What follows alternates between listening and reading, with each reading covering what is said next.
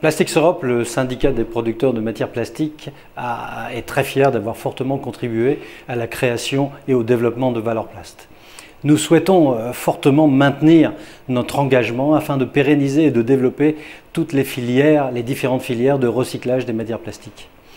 Plastics Europe est engagé auprès des professionnels et des institutionnels pour faire en sorte que tous les objets en matière plastique, une fois qu'ils ont amélioré et facilité la qualité de vie de tout le monde, soient correctement valorisés.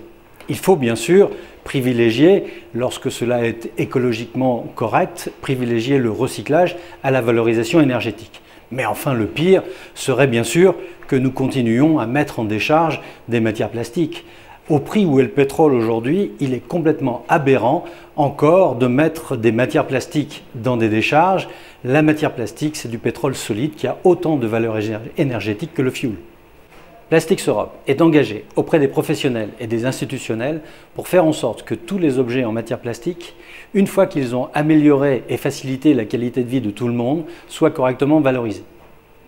Le recyclage des flacons et des bouteilles en matière plastique, qui est l'activité principale de Valorplast jusqu'à aujourd'hui, est l'exemple même de la réussite des efforts conjugués des collectivités territoriales, de l'industrie et des citoyens pour mettre en place une filière de recyclage qui est aujourd'hui viable financièrement. Mais nous pouvons encore faire mieux en France. Une bouteille sur deux, cela n'est pas suffisant. Nous devons absolument augmenter le recyclage des bouteilles et flacons jusqu'à recycler 7 bouteilles sur 10, comme en Belgique par exemple.